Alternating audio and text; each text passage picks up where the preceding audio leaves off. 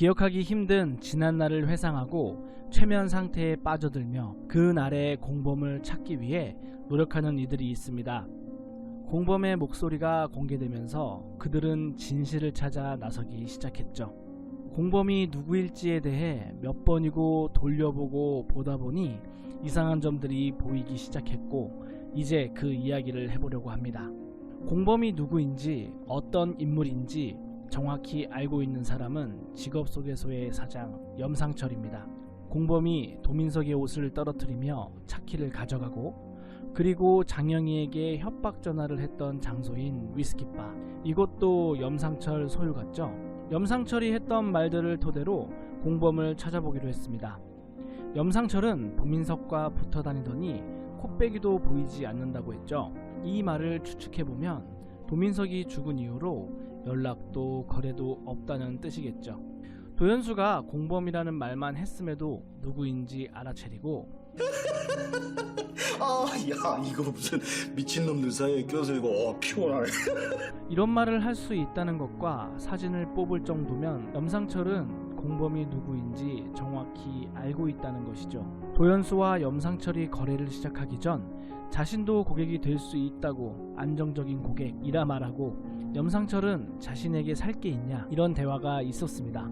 난 네 고객이 될 수도 있는 사람이야. 지속적이고 안정적인 고객. 너도 내 물건이 필요한 인간이다? 이 대화의 내용을 살펴보면 도민석이 거래를 한 게 확실하고 도민석은 물건을 재료라고 했었죠. 도현수가 어떤 걸 파냐고 물어봤을 때 염상철은 뭐든 이라고 대답했었습니다. 뭘 사고 파는데? 뭐든.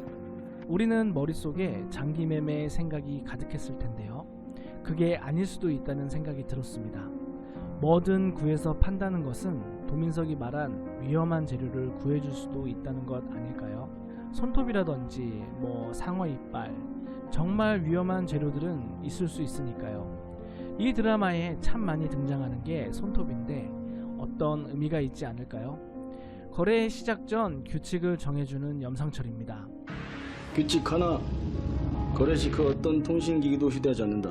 규칙 둘, 돈을 먼저 확인한다. 규칙 셋, 내가 돈을 확인하고 나면 너는 지정된 장소로 이동해서 물건을 받는다. 도현수와는 일단 사무실에서 거래를 시작하기로 했죠. 그런데 염상철이 공범의 사진을 건네받을 때는 위스키바에서 봤습니다. 거래를 하고 있는 거죠. 도민석이 펜을 선물한 사람도 염상철이 아니라 위스키바의 바텐더였죠. 친구한테 선물을 하나 할까 하는데. 정리해보면 도민석은 염상철과 거래를 했고 재료를 받은 곳은 위스키바였던 거죠. 그래서 바텐더가 그 물건을 전달해주기에 항상 좋은 재료를 구해다주는 보답으로 라고 이야기한 것입니다. 정미숙 납치 사건 날도 그곳에서 공범과의 거래가 있었던 거죠. 진짜 백희성이 일어나며 공범이 백희성으로 몰아가는 것 같은 분위기가 드는데 저는 아직까지도 백만우가 더욱 의심스럽습니다. 지금부터 그 이유에 대해서 하나하나 설명해 보도록 하겠습니다.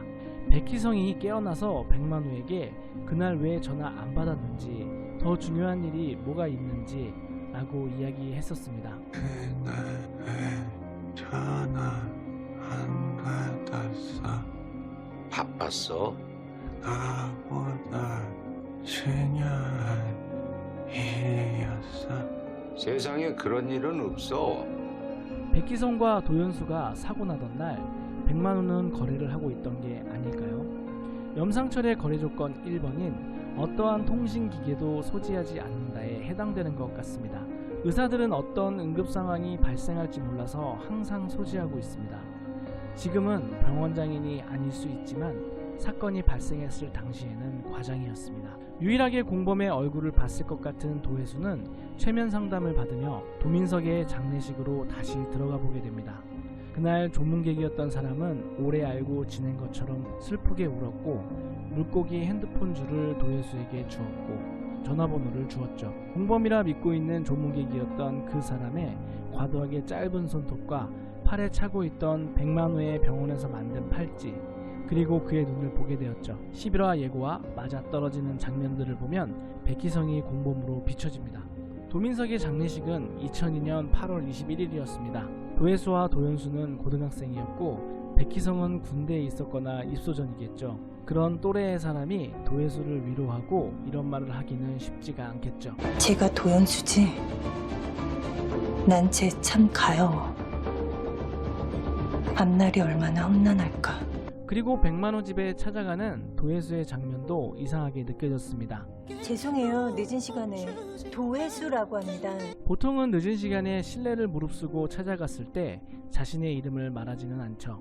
도혜수라고 이야기한 것으로 봤을 때는 이미 알고 지내는 사이라는 생각이 들었죠. 도민석과 함께 붙어 다녔다는 공범으로 생각하기에도 충분하지 않을까요? 지난 8화에서 도연수는 차에 치인 건 나인데 왜 운전자가 의식불명 상태예요? 라고 백만호에게 질문한 바 있죠. 거기에 백만호는 차에 치인 건 난데 왜 운전자가 의식불명 상태예요? 네가 도망자 신세가 된 이유랑 같아. 누구도 의도치 않은 사고가 일어났다. 도연수의 도망자 신세와 같다는 말은 모든 사실을 알고 있다는 이야기 같습니다. 도연수는 이장살인 사건의 용의자로 도망을 다니고 있다는 사실은 도혜수의 진술로 알려진 바 있습니다. 김무진이 이야기한 것처럼 유명한 사건은 아니었고 도혜수가 살인을 저지르고 도연수는 누나 대신 증거를 남기고 도망을 갔는데 말입니다.